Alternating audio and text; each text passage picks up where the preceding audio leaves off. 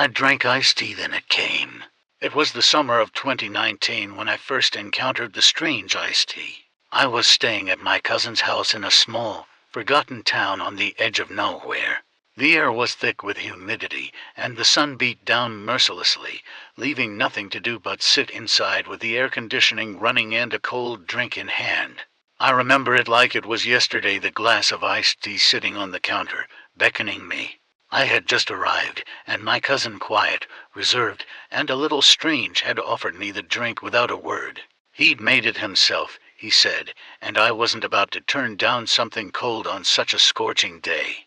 The amber liquid shimmered, perfectly clear with just the faintest hint of lemon floating on top. It was sweet, but not too sweet, refreshing in a way I couldn't quite place. It was perfect.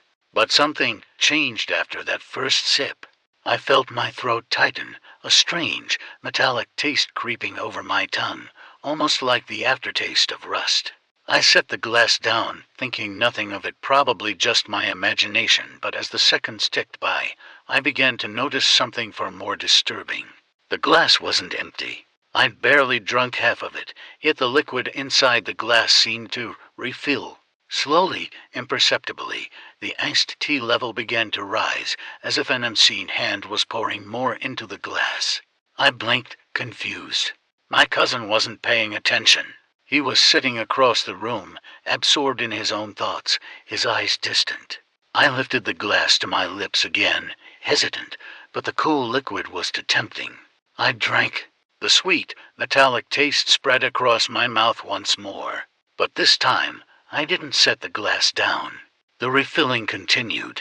Each sip, each moment, the glass seemed to replenish, more and more until the entire thing was full again. The feeling in my chest grew colder, a creeping sensation running down my spine.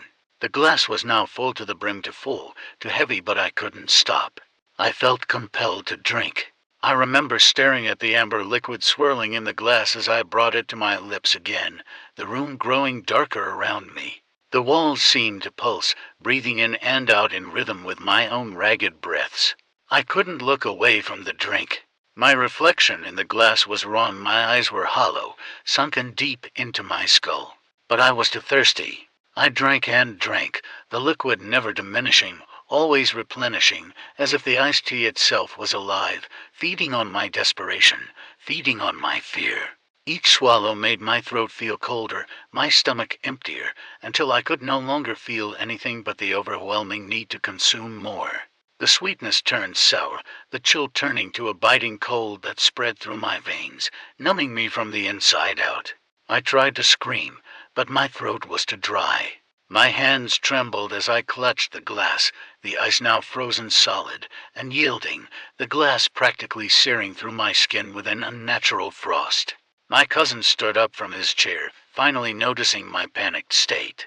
He looked at me, expressionless. "You should have stopped drinking," he said softly. "You should have stopped long ago." I tried to push the glass away, but it stuck to my hand like glue. The liquid was ice now, no longer tea, but something darker, something wrong. The amber liquid had turned black as midnight, swirling with shadows, as if it had come from somewhere far deeper than the glass itself. I looked up at him, my vision blurring. His smile was wide and settling. I could feel my consciousness slipping away, each sip dragging me further into darkness. "You'll never stop drinking," he whispered, the sound echoing in the room. "Once you start, it never ends." He said, a creepy smile filling his usually calm face.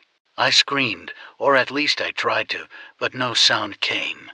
Suddenly I saw a dark, smiling figure behind my cousin.